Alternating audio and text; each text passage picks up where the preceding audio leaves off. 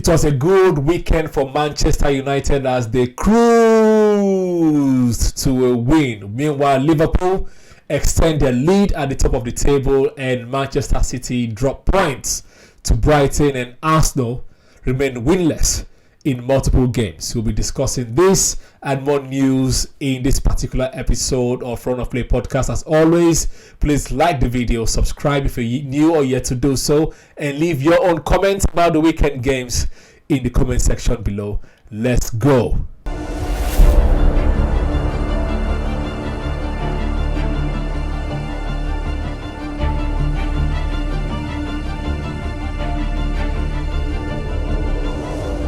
Hi, ladies and gentlemen, welcome back to ROP, Round of Play Podcast, where we discuss all things football, and in particular the EPL. I'm your guy, Dr. Tobes, and joining as usual today is the Arsenal hater and United optimist, Mr. Sheon T. How are you feeling today, Sheon? I'm feeling good. It's a new era. It's a new season. New weather, new vibe, new direction, new era. Everything era's come to an end. Yeah, it's a new day basically. It's as if history started literally yesterday when Amorim arrived. Okay. We shall. No, I mean it does look like eras might be coming to an end now, right? Because I noticed that you skimmed over the fact that not only Man City but some of the initially considered favorites basically are also struggling right now. I did not skim over that. I said they drew. They remain winless. What else do you want me to say? No, I don't know winless. No, I think it's worth pointing out. Some people came into this season basically with a lot of expectations. Yes. And they've not been able to live up to it. I think by all indications, right, it does seem like this is going to be a tough season. But it does seem like the next in line, right? I'm just curious, like what's going on with the next in line?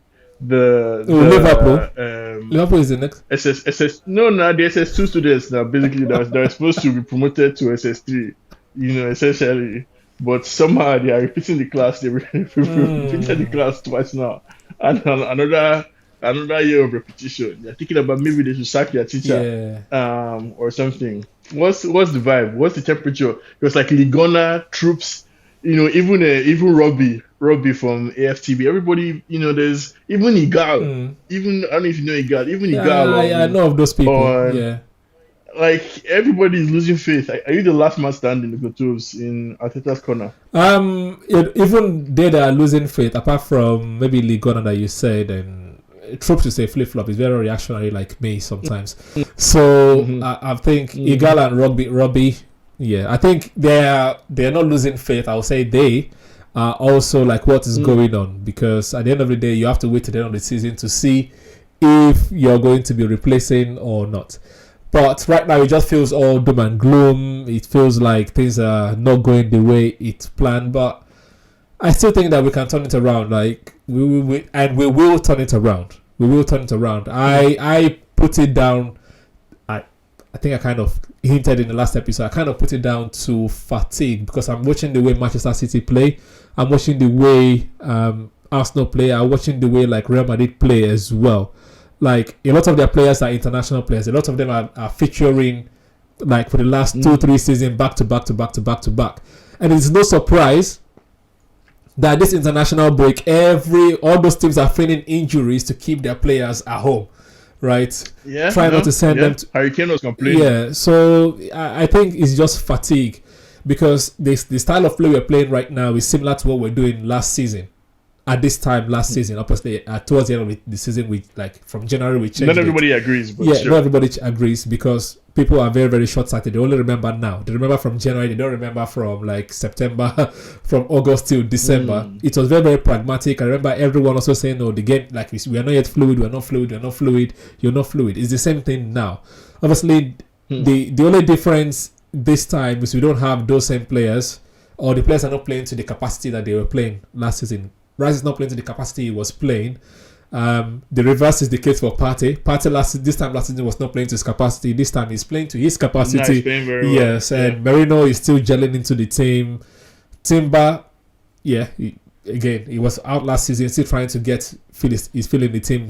Saliba has dropped levels, Gabriel has dropped levels, Havertz has dropped levels. So I just think that at some point things will click. And once it click, those same people that are shouting will keep quiet until the end of the season again. So that's the way I feel. I mean, I think and obviously we don't agree on this stuff, but I'm sympathetic to those Arsenal fans who feel like you guys made the wrong signings basically in the summer. Yeah, definitely. For one, and a lot of this football stuff, right, is really vibes. Like it's vibes and the dressing room dynamic and the feeling. Like, are you as confident? Because last season, like you said, like people are dropping levels, quote unquote. I don't know what you can put that down to other than vibes, because I don't know if Gabriel really played that much internationally or Saliba. No, Saliba did the Euros, isn't it? He did Euros, yeah. He got as far as France did. Right? But like it's a squad of 11 players. He's a defender. And he played every single game last season. He played, I think, almost 90 minutes every single game last season. Which also the reason why I might also lean to them Ligona and them troops and those people is that Arteta barely rotates. So all the pressure is on the players. So at some point they're going to drop levels, and he doesn't sign enough people to freshen up as well. That's what I've heard the most. Like that lack of rotation, the fact that someone like Saka, even like Saka has basically like every game he plays, he's always limping after, right? And you're likely to end up like Wayne Rooney or worse. Exactly. Where by the time Saka is 30. He's looking like a 50-year-old man because he has killed himself, basically. And to even support that point as well, because look at when he came after the Liverpool game, he rested just 1 week rest. He was sharp for that first 45 minutes. Why would you give him more rest to give you that kind of performance on a regular basis? Instead of just burning him out, he has to literally say, "I'm not playing anymore" to actually come out of the pitch. Like it's just that's a critique I've heard. One rotation. I've also heard some people saying, "Why is he not using Nwaneri? Why is he not using Nwaneri? That Nwaneri came on and already looked sharp." Like so, is it Eric Arteta? Like what's going on, Eric Tenteta? Like what's happening with Arteta? You see, does he want to go the way of his bald cousin? But then the funny thing for me is I don't even see. I just also don't see what. I've not bought into the hype of Nwaneri yet. I haven't. I know in the last game against Chelsea he played well. Against Inter Milan he had some spells in the game, but I'm not yet impressed. People are just looking for the next shiny thing. I think that's what it is. For me, I'd rather play Lewis Miles Kelly. He's the one that I'm actually more impressed with than Nwaneri. I think the thing is, Odegaard is injured. The next natural turn is Nwaneri, so play him. But that's not the way football works. Like, when it's on the pitch, how many times does he actually give and take? To me, he's more like a Joe. The way I see it, it's more like a Joe Willock guy that runs in late into the box.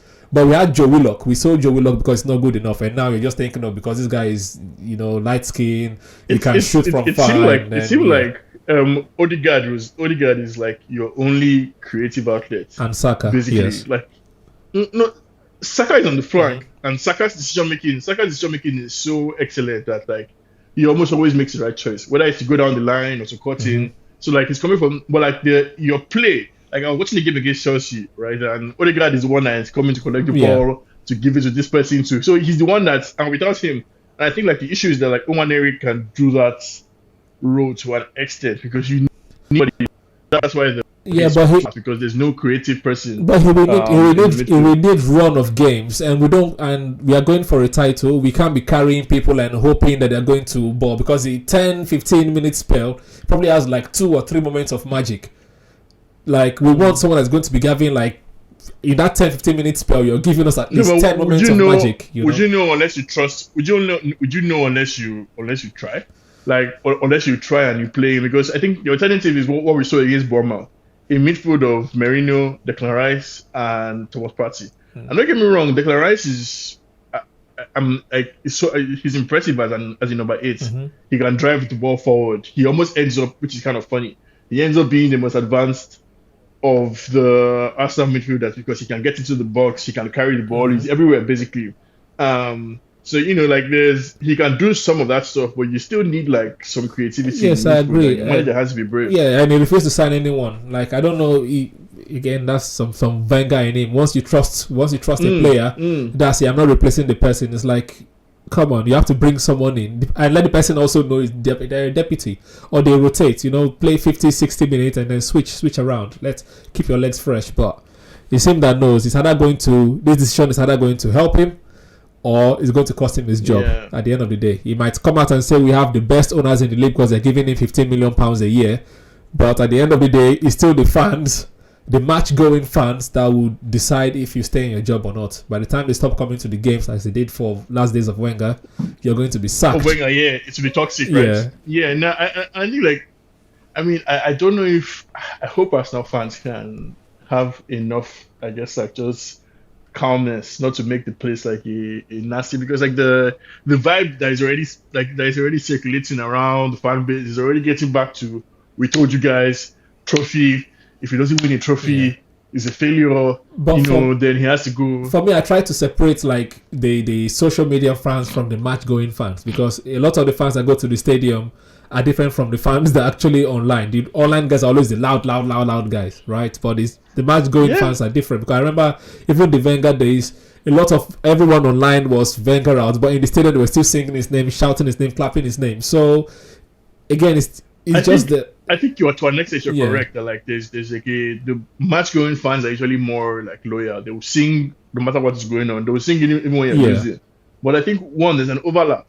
Right, there's an overlap between both sets of fans, and also, like you said, the louder fans I think get the attention, and the loudest fans are the ones who kind of drive the narrative.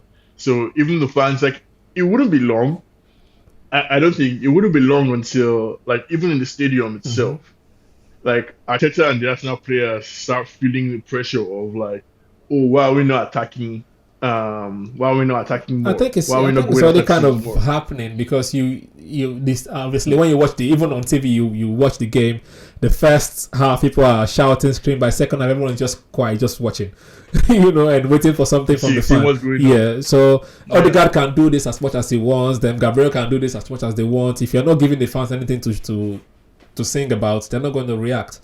Because you're basically zapping their energy. They feel like they're just shouting for nothing, so that it all it all adds up. I mean, it was supposed to be this year, but like let's move on to City now. Like I mean, Pep was being cheeky and saying that like since it seems like he might not win it, maybe somebody else. He said the same thing last season. Maybe somebody else try. I'm not buying anything.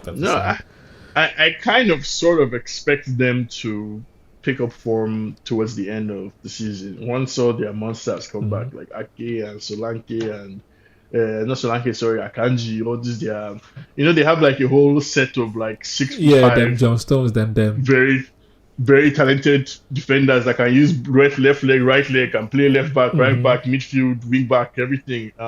So like once those guys come back, like De Bruyne, I expect them to go on a run of form. But I think for Pep, the way I'm seeing the Man City team, it's one of the, I guess, like main things that made Fergie so respected was his ability to keep the players like motivated. Because if he just won a treble, it's hard to like, okay, guys, we're going again for another treble this year. Like some of the players will be like, come on, like you said, calm down, like something like that. So I think like that's kind of what Pep is going through right now, trying to like motivate these players and to get them driven. Do you see the same way? No, for me, I just think the Man City is just fatigue, and for me, the biggest tell was the Brighton game and the Sporting game, where those people are outrunning Pep's players. I'm like, that rarely happens. That really happens. Like, there's one thing that you're sure for every Pep team is going to be work rate, right? Yeah, you can be able to like have a free goal, long shot from like 50 yards, but you're not going to outwork a Pep team. But people are outworking Pep teams right now. Foden is looking slow.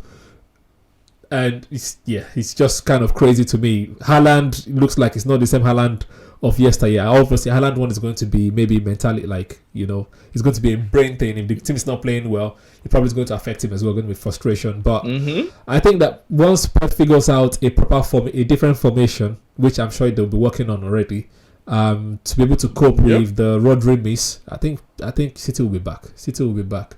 Because like you were saying, like everything goes through Odegaard, everything also kind of goes through Rodri in the City team. So they need to find a way to either it's going to just convert Rico Lewis or Oscar Bob is injured, I think, for the season, or maybe John Stones just put in there once and for all, and switch things around, change formation. Who knows? They've won the league without Haaland, without De Bruyne on many occasions. They've won without Aguero. They've won so many things. So I don't think that. Yeah, he's just saying that it's a tongue-in-cheek. It kind of, right now, I think Pep kind of mirror what the press is saying. They're saying Man City are losing. Yeah, we'll say, yes, we're actually losing. We're shit. If everyone is saying it's great, it's going to say, yes, we are great. It's just playing media games, but I'm sure they're going to come back soon. Yeah. No, I mean, I think, definitely. I think my prediction for this season, right, is United to win the league, yes. Yeah, and I argue that I don't think Pep will be able to sustain what they achieved last year, and I should expect like some falling away this year. But they'll still win trophies, though. I'm sure they'll win trophies. Even if it's not the league, they'll still win something. I don't think so. They could win. Yeah, okay, they could win the FA Cup or something because on their day, right, they could still beat anybody. But I think over the course of, I wouldn't be surprised if they would drop from second. Themselves, right? But current table toppers, Arne Slot, Liverpool. I thought we had finished with Mo Salah, but like Mo Salah is not finished. It's clearly not finished with us. And he keeps banking on goals. Slot basically is the new media darling. Sky Sports, BBC, the likes, they all love Arne Slot. They can't get enough of this Liverpool team. And Liverpool still has like some, I think McAllister, some of these guys are not fully 100% fit. Yeah, Jota just yet. So they still have a very good squad, and so far they seem indomitable. Do you get the same vibe? Or like, are you waiting for the ship to crash? No, the ship will definitely crash. The ship is going to crash. If it does not crash in January, it's going to crash from February, March. We've seen this play over and over again. The new manager bounce, right? A new system. The EPL teams will be trying to figure out what is going on. Soon, everyone will do what Nottingham Forest did against them, and that will be the end. So they should enjoy the ride while they can. Nottingham Forest is still like third or second or fourth at this point in time. Brighton is still high up the table. Fulham is still high up the table. When things start leveling out, I don't think that they'll have those counter-attacking football. Ten Hag did it in the first season. It's not the one that wrote the playbook, right? So I'm sure EPL teams will figure him out, and it's going to come down crashing soon.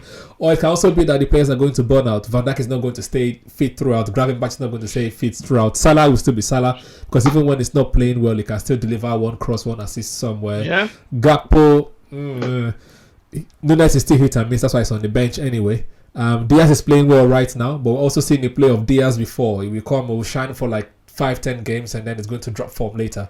So maybe it's just me hating, but I just think that they're going to come crashing down very soon.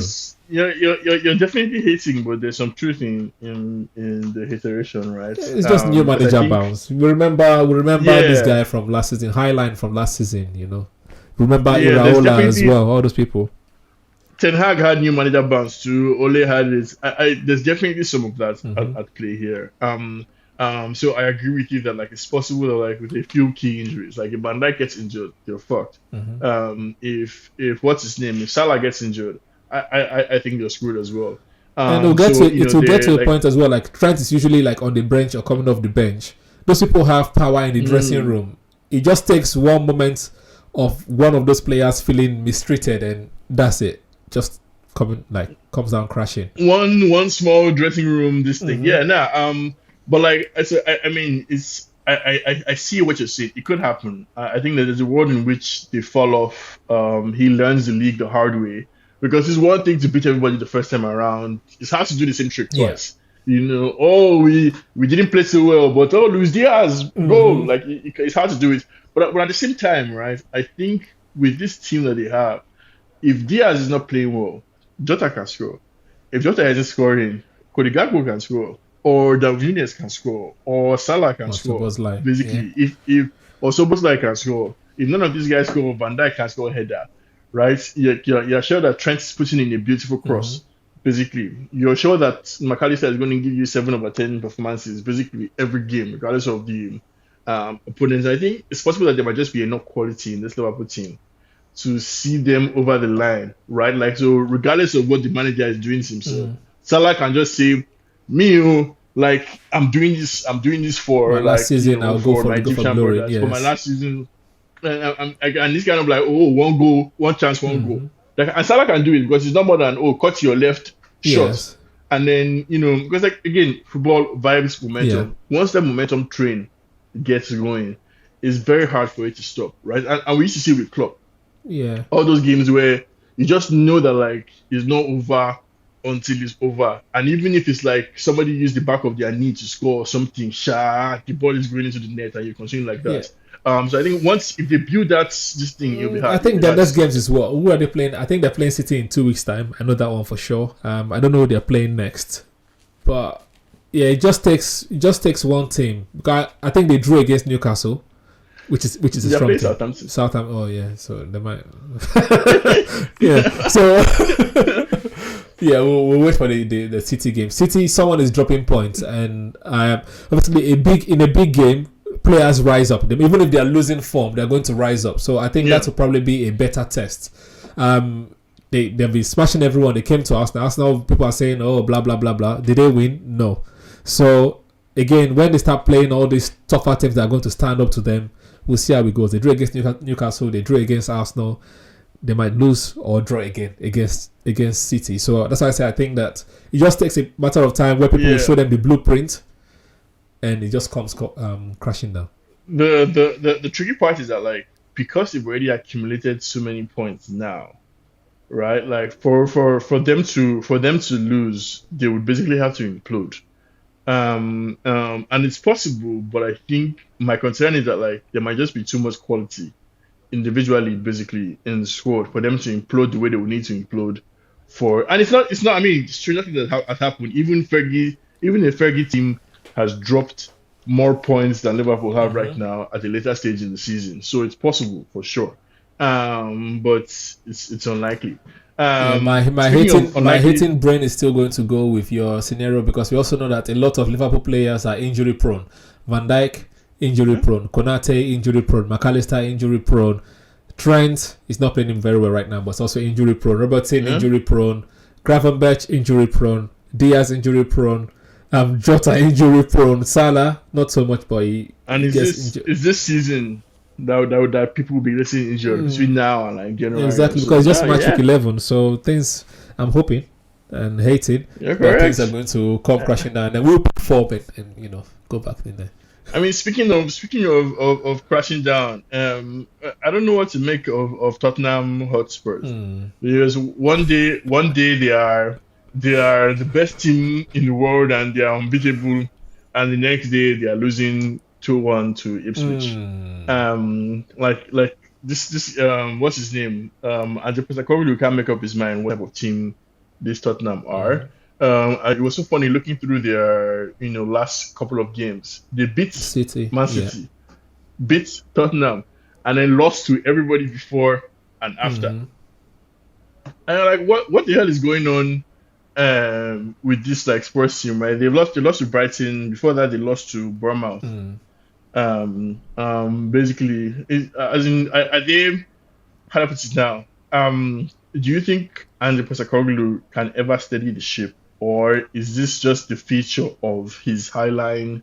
No, it's gung-ho all-action system where it's one day up, one day down, and they will never ever stabilize. No, I think it's the latter. I think it's him. He has already come out to say he's going to stick to highline forever, and that is going to be the end of him because obviously, if you play teams that are going to have 2 banks of 4. Then you can't do anything. It's only going to win against teams that are also going to be coming out to attack and they can run in behind. So yeah, it's just going to be a yo-yo thing. Either they're going to sack him because they can't change all their players. Tottenham are never going to change all the players. They're a selling club.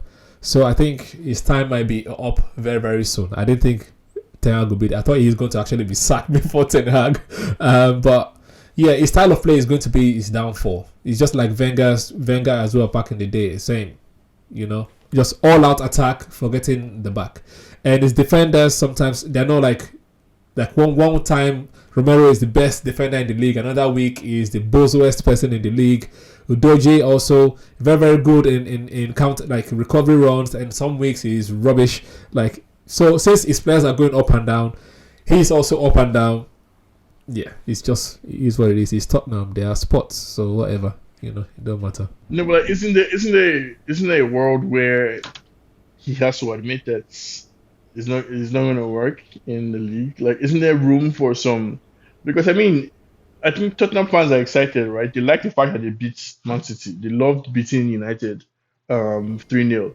But I think they want more from their team. Like, I think they want more in terms of, like, I guess let's see how Tottenham. I think I think Postecoglou would have to win something. I think he needs to justify the amount of anxiety he's putting Tottenham fans through with a trophy. Mm-hmm. By winning an FA Cup or Carabao Cup trophy or something. Because otherwise, what's the point in winning one game, losing the next, winning one game, losing the next?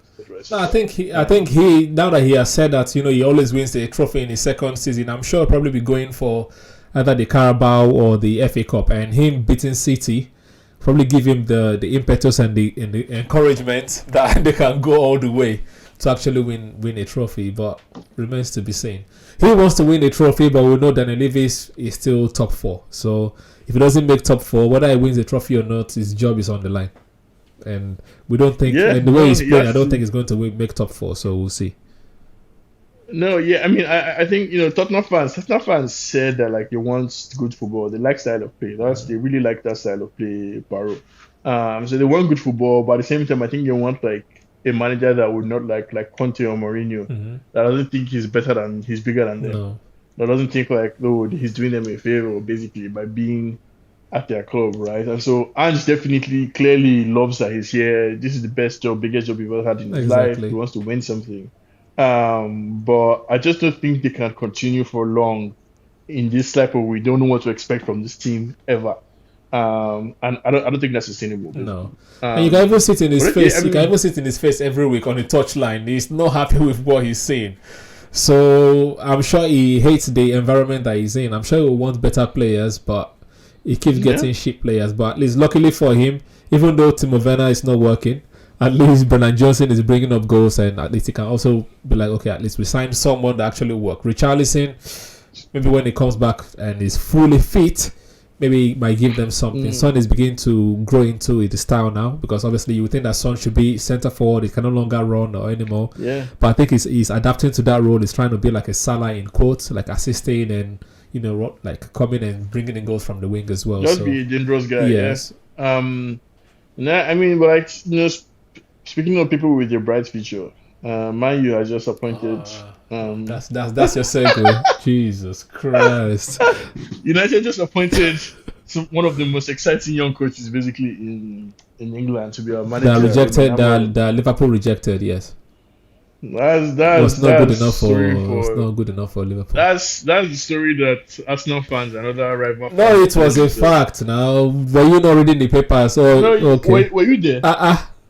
Were you not there? Were we not in this? Didn't you read the story? were you there when they sent Amorim? I was sorry, but we moved on to another character. Exactly, I was there. What we understand from guys in the Athletic at least is that like Liverpool always had their mindset on Arne Slot from Feyenoord. So what we do know is that Amorim was being groomed to take over from Pep. I think Chelsea were also looking at him at some point, isn't it? When Graham Potter was sacked. When Pochettino was sacked, I think. But yeah, he's been on the radar for a minute now as like an exciting young manager, and he's finally landed.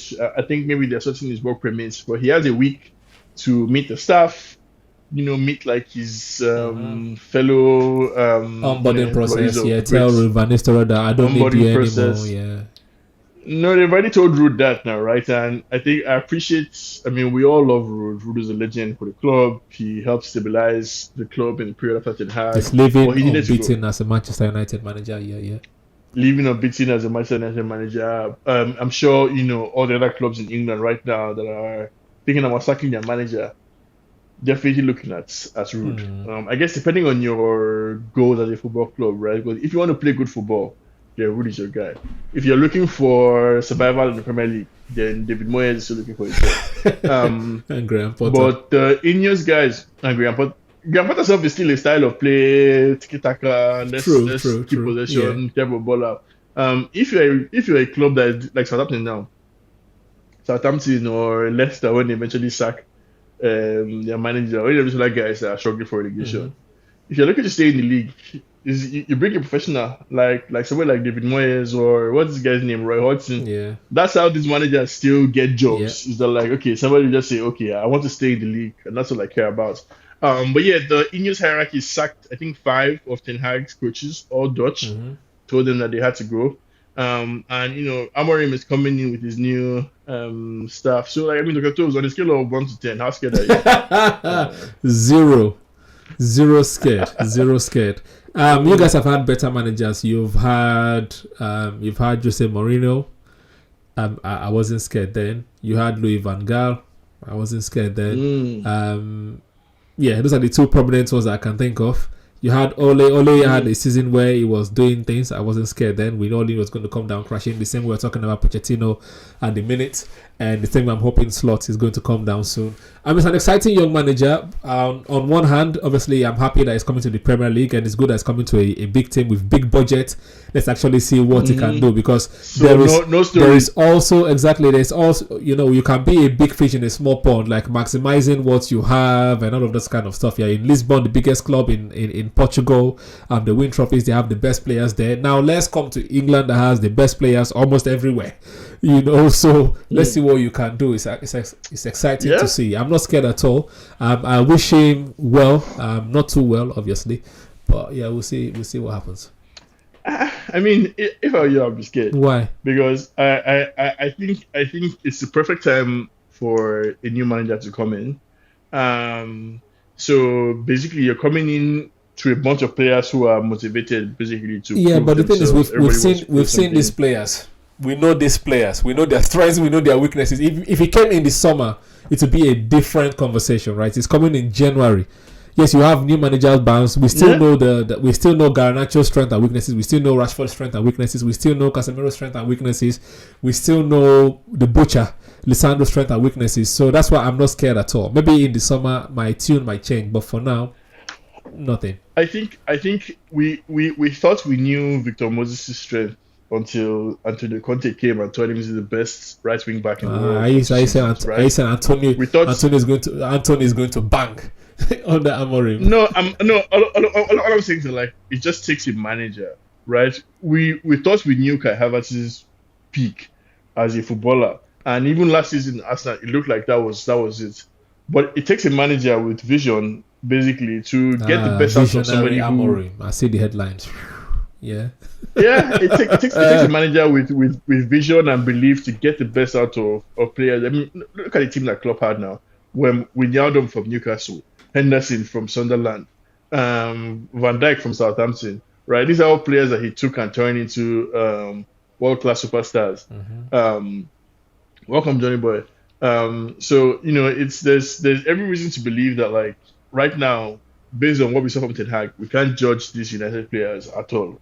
Everybody gets a clean slate now that Amorim is here.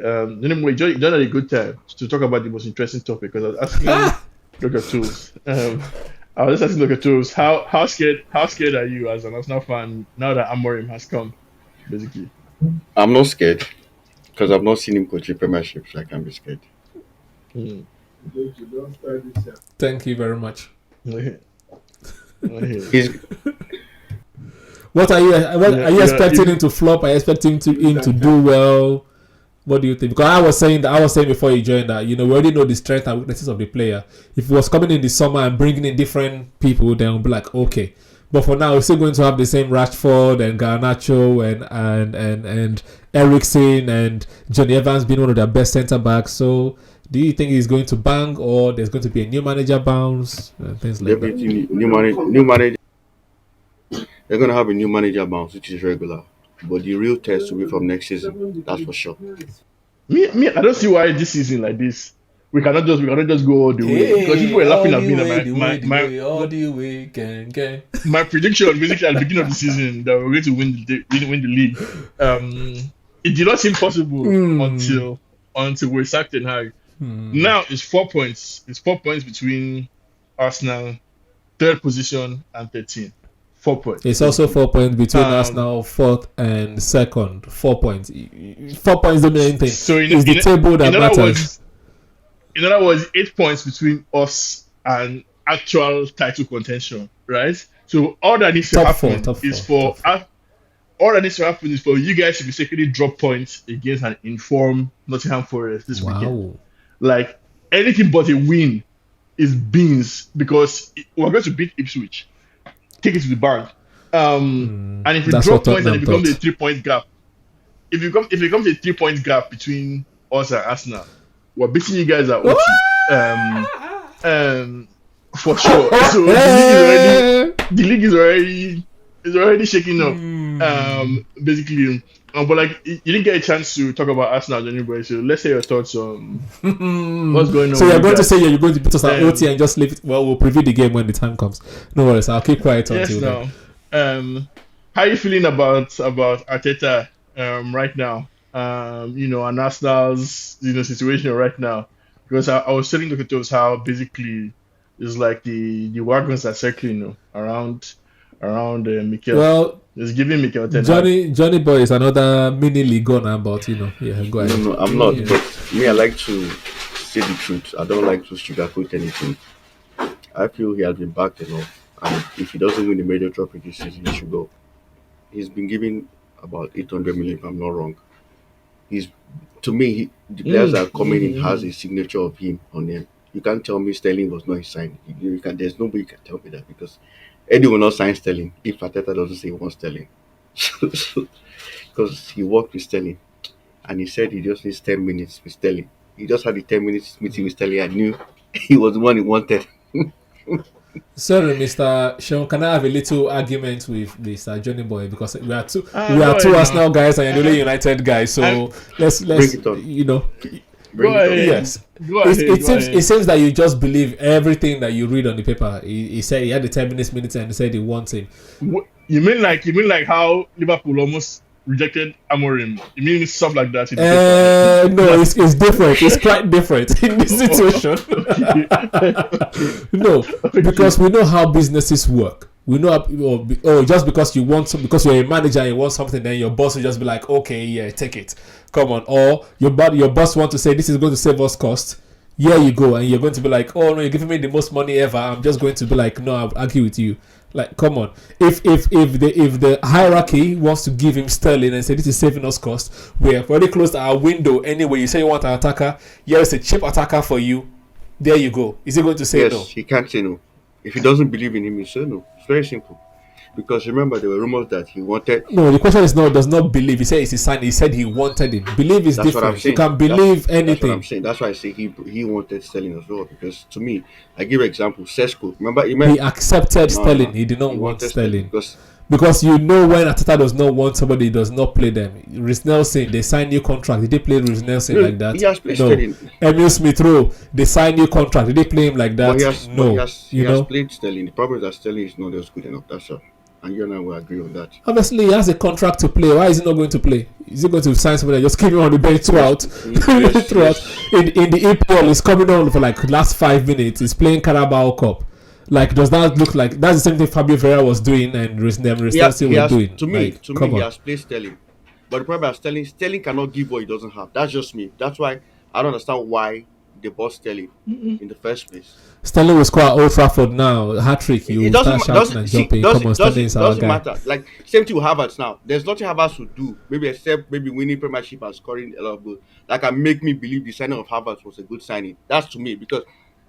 But if you replace Havertz, can anybody else give you the pressing from the front? What do you mean? I mean, what Gyökeres gives you? Yo, Gyökeres is a beast. I've watched like since I started linked to Gyökeres, I've started watching some sporting. You know, Sean will tell you that Amorim is bringing him to Old Trafford, so please leave Gyökeres alone. No. We have Even our guy Osimhen presses. We see Osimhen. We know Osimhen is a good presser. We see him. So you can't tell me. But Osimhen cannot play ball now. Osimhen cannot play 1-2 now. Osimhen cannot. He can. Just he he can. We saw the glimpses this season they won the league. He has that in him. Exactly, glimpses is it? Glimpses. So I tell him for Kai Havertz, his glimpses is rubbish. For Osimhen, his glimpses is great. Come on, this is just bias, isn't it? It's about who you want. If you want somebody, you just ignore all the errors, and if it's someone you don't want, it's rubbish. Havertz signing was not needed for Arsenal, as far as I'm concerned. It was a useless signing for Arsenal. Yes, toward the end of last season, it came good, and Arsenal fans lapped it up. I think that's probably what the scoring of. Wait, who's your highest goal scorer now? Definitely not Havertz. I'm very sure it's not Havertz. Is it Havertz? It can't be. It's Havertz. This season. But that's mean. That's what I'm saying. See, that's the problem. You see, the problem is that this is what is blinding Arsenal fans, right? They don't look at the moments. They look at moments, right? Look at this season that. No, you can't. In life, you look at big picture. You always look at the big picture. Why would you ignore the big picture? Can you put your hand in the chair that Havertz will score Arsenal 20 league goals this season? Can you? We know it's not going to score 20 league goals. So what's the point of having? That's my point.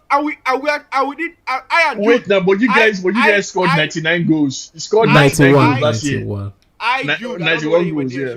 I don't know whether they're there. We did analysis of Premier League. In the last 10 to 15 years, the teams that won the Premier League, I think 10 out of the 15 years, their striker has scored at least 20 league goals. 20. 10 out of 15, yes. Bros. And those 5, which years did they come? I think one of them were 2 of them were Man City, I believe. And Man City was like, and one was Liverpool, no? Liverpool has a striker now. What would? When Firmino scored 20 league goals that year. They had, but you see the difference. They had 2 guys that scored. They had 2. Salah is a stricker and Mane is a striker. You know, we are talking about striker now. You're talking about. But Salah is a striker. Yes or no? He's a striker. He's a forward. He's a forward. Come on, man. A striker is a striker. Mane is a striker. How is he a striker? Mane is a striker. Because he strikes the ball, he's a striker. No, Mane is a striker. Even forget what Klopp turned him into. They are strikers. Mane is a striker. No, Mane is on the left now. Left Thierry Henry was a what? Where was a striker? Where did he play from? No, where did he start? Thank you. On the left. So it doesn't matter. It doesn't matter, bro. Okay, but in the last days of Arsenal, he was the striker. The most recent one now, Cristiano Ronaldo in Real Madrid. What was he? He was a striker now. Where was Benzema now playing? Because it was BBC, remember? Right. You guys get my point across. So it doesn't matter. No. A forward is different from a striker. Striker is center forward. Yes. Striker is center forward, and those guys you're mentioning are not center forwards. But they are strikers, right? Okay. Let me use your term, forwards. So Salah is a forward, Mane is a forward. Mm-hmm. So what Arsenal needed to do? Correct. Get a forward, which Hazard isn't. I mean, Havertz isn't. No, but you have now. You have Saka. You have Trossard. You have Martinelli. You have Odegaard. Forward. And you sign Sterling now. What are you trying to do now? No. Saka, Odegaard, Trossard. Those are all forwards in the Mane in the Mane mode. What you needed was a striker. Please, proper striker. No, Odegaard is not. I don't agree with you. Odegaard is not. Odegaard is a midfielder. From my perspective, he's a midfielder. Okay. But even Saka, I would Martinelli. classify Saka as a forward. Saka is a winger. Come on. Wait. Saka is a winger. Yes, he can score goals, but he's a winger to me. If Saka is a winger, Salah is a winger. No, come on. Why would you like this now? Because they both crossed the touch line and then cut in from the touch line. Salah has been banging in goals. Like even when he was in Roma. Again, to me, your own is if they're scoring goals, they're striker. They're not scoring goals, then they're wingers. That's what you're saying, basically. That's your argument. You made the point of where did he start his career from? That's somebody made that point. Salah started his strike. No, it's you that brought up Thierry Henry now. You That's said he started Henry. as a winger. Somebody wanted to bring up that point. So yes, he started as a winger, but he finished his career as a striker. Exactly. Salah is still a striker right now. Even when you're checking, Salah is a forward. The way they do their whole lineup. I'm guessing Son right now for Tottenham is a striker, right? He's a forward. No, it's a striker according to you because it's a striking. He has caused lots of goals. Then it's a striker automatically. That's why forward now, term, which is making them a forward. All I started to do was to get a forward. To me, back to the. No, Arsenal needed a striker, not a forward. No, I gave example. I said even if they could have gone to get what's his name, Kuchapella, the guy from Napoli. They could have gotten that guy too as well to replace Martinelli. Because even even the manager, even Arteta, to me, based on his own, I don't think he trusts that left hand side because there will be rumors right now that they're looking to replace Martinelli. They're trying looking for Kudus, and he has been looking for a left winger for a long time. It's not a new story. He doesn't trust Martinelli. But to me, I feel that if he doesn't win a major trophy to me, I don't want to count Carling Cup and FA Cup, but if he has to win both of them and compete to the last day like he did last season for me to keep him in the job. Anything outside of that, I don't think he deserves to be in Arsenal anymore. Well, good thing you said for me. You won't keep him. That was the question. But that was the question. That was the question he asked me though. That's why I'm replying that. I like when fans think they have the power to sack somebody. If he doesn't know for me, I'm going to sack him. You can create a noisy enough environment. Because all they need to do is very simple. Go to the stadium and make it uncomfortable for the coach. The owners will react. It's not hard. We've seen it happen. It's not hard. Yeah, no. They can make it very difficult for the coach or for the manager. That's what Wenger the sack. What got Wenger the sack was the media showing the empty seats in the stadium. Well, who caused the empty seats? The fans. That's part of this. Wait, now. But they still had their season tickets. Unai Emery, that's what got him the sack as well. The fans stopped going and they were protesting. That's what got him the sack. So it's very simple. What got Unai Emery the sack was done. What's name? Sanelli is very, very reactionary. Right? Do you think that if it was them, Edu and those people that were there, Unai Emery will still be a coach right now? Will still be Arsenal's coach right now? But Edu has gone now. Yeah, I'm just saying, if those guys were the ones in charge, right? But we know that Sanelli was coming from Barcelona, where if fans are making noise, they will sack the coach. So he had that kind of mentality, basically. But anyway, different story, different case. So that's why I keep on saying that. Not American owners, my friend. Can take us now much far in terms of he can go so many years without winning and the fans will be happy because it will get to a stage they'll be tired. Okay, January around the corner. I wouldn't be surprised if you guys sign a striker. Who are you going for? This January. Like he's the most obvious choice. I would have. That's why I don't understand Arsenal. Like if you could get Osimhen on a loan, he would have been the perfect option. Like it's like you take him out on loan, you test running. If he works out, you buy him. If he doesn't work out, you turn him back to Napoli, which is what Galatasaray did, and it's working so far. So if Osimhen was, but they say Arteta is a tyrant now. He doesn't like players with character. He wants people that will listen to what he's saying. The question I have for Johnny Boy is if Chelsea, with all their money, could not get Osimhen, we know why they couldn't get him now. We all know they lowballed him now. We all know. It's not a new story now. They lowballed him. We all know that's what happened. But why would they lowball Arsenal as well? That's the point. What's not pay what you were looking for, what you wanted.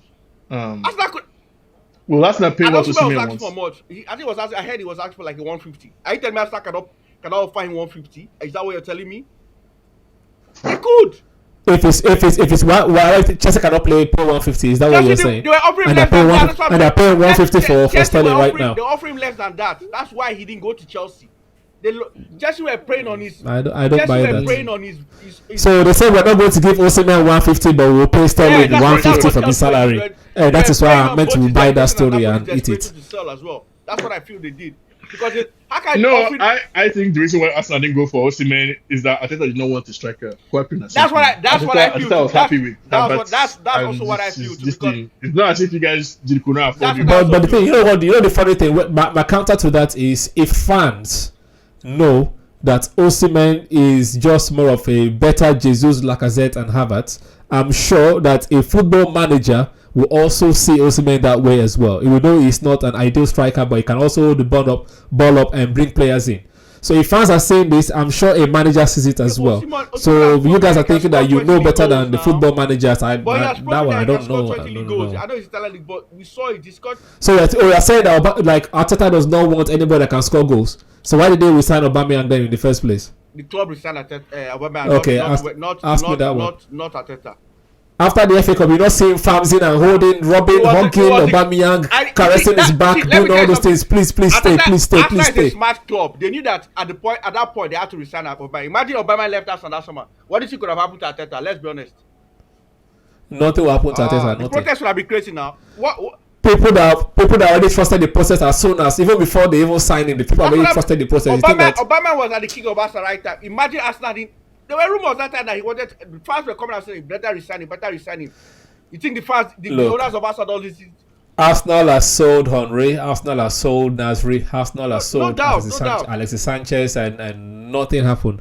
I don't think anything would have happened if Arsenal sold or did not allow Aubameyang to sign. We shot that, but like the fans will be mad, and it's not going to. And then nothing will happen. Then we'll be like, okay, sign new person. No, I'm talking from the fans' perspective. They will shout 2 games and then boom, that's it. See, that's anyways, my we have to change as fans, though. Because the owners feel that they make us feel we have no say, but that's a big lie. COVID to me was an indication that the fans have a voice. That if you don't, the COVID pandemic was a clear example that the fans do have voices. And what did the business people do? They wrote losses. They wrote themselves bad debts, and then they continued. Anyways, that's a business conversation. Let's come back to football.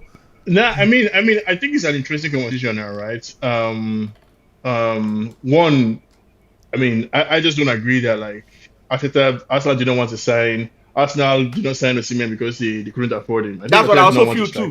That's what I feel too. In summer, and now that's coming to this thing, right? I mean, the Osimhen thing. I don't want to keep arguing this point. Arteta in the summer literally said that we are short. Do you think that if you're giving Arteta Osimhen is going to say no because I have Kai Havertz? Yeah, but see, that's my point. So my question now, do you think that a manager is going to say no? This is an elite player. I'm not going to want an elite player. I'll just keep with my mid-average player that give me 10, 15 goals per season. My point now goes to.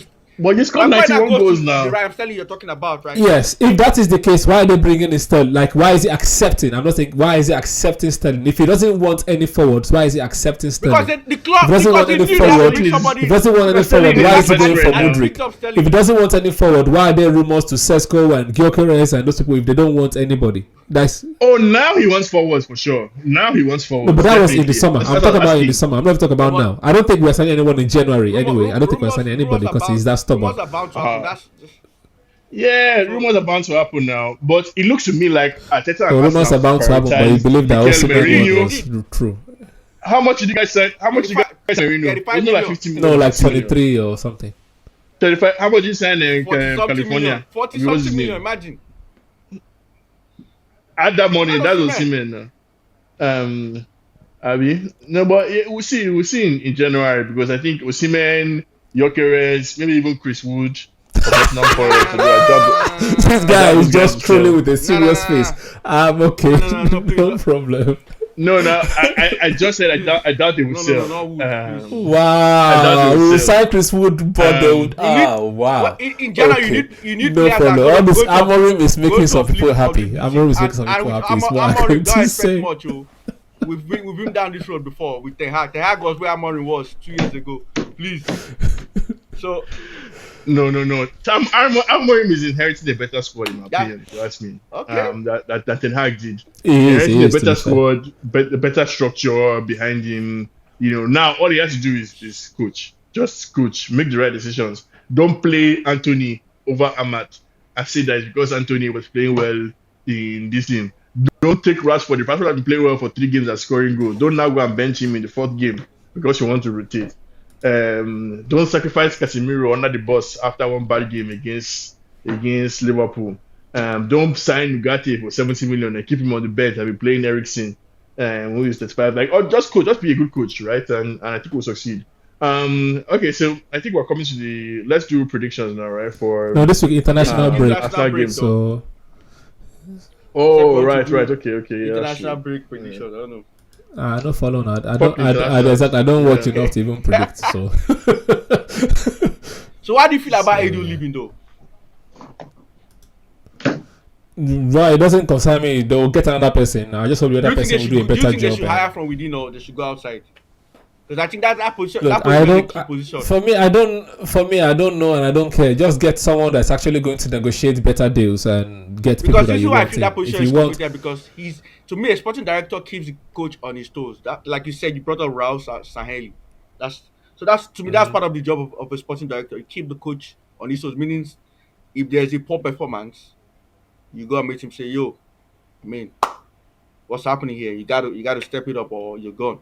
So that's why I don't feel they should hire within. That's just they should go outside and get. But that's the thing. The way, unless they go and hire someone that has lots of experience. To me, I don't. That lady that was in Chelsea, I like her. They don't Marina. They don't. I love her so much. Arsenal is not. Arsenal. Then Josh are not going to sign anyone that has a lot of experience, because you saw they want to go sign Edu. Edu don't have experience. Arteta don't have experience. That's why you need. And the only person that has experience is Richard Garlick, and it doesn't. And Richard Garlick does not even have a say. He doesn't have that much of a say. That's the reason why they should go get somebody experience in this case, because sporting director role is a very important role. Again, we're saying what they should, but we know what they will not do. They will not get I'm some giving them experience. for this case. I'm giving them benefit of the doubt.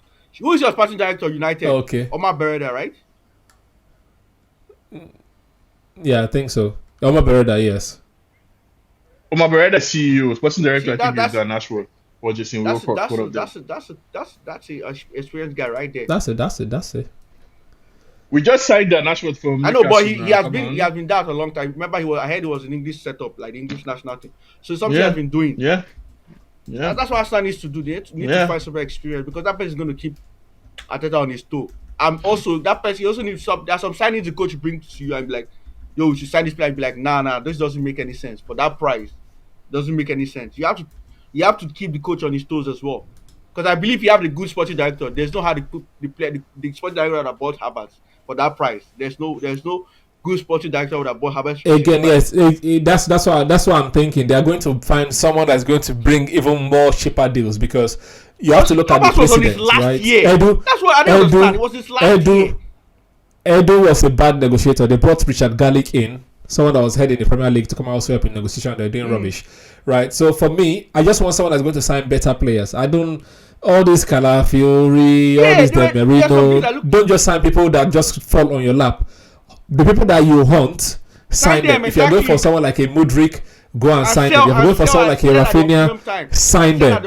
I don't care about sales. It's not my money. It's not my money. Just sign better people. It's what I care about. Like, since Arsenal doesn't have a sugar daddy that's going to spend money, right? You need to balance it up. So if you're spending, you have to recoup. That's why I say bring that Marina, because she did that so well. Imagine she showed Havertz to Arsenal for 65 million. Showed Mount to Man U for 60. Bro, and those guys were there last year. Like, you can imagine that.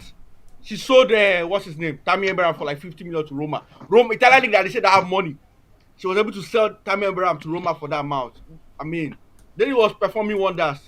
I don't know if there's much value in the market, right? Mm-hmm. And I think it would be a mistake if you guys sack Arteta. See, that's what always you'll be taking a step backwards. Man, you were able to pry Amorim from Sporting, didn't they? Exactly. Everybody thought he was unattainable. But what happened? Man, you went there, put the money down, went to me, want it, put the money down. Today he's United manager. There's a lot to learn. So the same way, there's a lot to learn from Man U. You said about any manager. It's just your will and power to, okay, I want you. Well, this is what's it going to take to, because whether you like it or not, there's a price. There's price for most managers. You wouldn't know. Until you go for that manager. I think without Arteta, you will find out quickly that some of the players you have are not as good. And I'm not doubting that. I've never doubted that for one day. It was then flushed. I'm going to take a page out of Johnny Boy's page and say if they sack Arteta, I want Inter Milan's coach. That's the person I want. I've said that too as well. I've said that as well too. Yeah. No, I mean we're in for. Because I know that guy is going to take. He's going to take half of what Arteta is on right now, and I think he can do a job. Because Arteta is on 15 bags. They are going to 15 bags. The Conquerors know how to pay their managers to keep them quiet. Exactly. That's what they are very, very good at that. So exactly. No, but when was Arsenal's last? 2004. And this guy, and ever since this guy came on board, Arsenal have been going down like this. That's 20 years ago, and the closest you've ever been to winning a trophy is Arteta. And yes, Wenger No, in Wenger, 2016. no, not Wenger, good enough. 2016. Okay, Wenger, that Leicester year, Even that year, was it Leicester, 2008? that Was Leicester it worked. 2008? The year of Fabregas, when Fabregas was on fire. 2008, yes. That will not work you that title was. I went to Old Trafford, I think in May, early May. And United beat us 2-1. I think that was where the whole, because he was the title decider. Just like the year United played City and then City beat you guys, and then that was like the shift. That was 2008. I remember that year. Yes, you guys beat us 2-1. I think it was over Hargreaves free kick. I don't really remember. Over Hargreaves scored a free kick. So that year, Arsenal also going for the title as well. I don't know. It's Yeah, just, this guy sets you I up. would accept, This guy sets you up. Sean sets you up, and then you I would beat. accept that Leicester.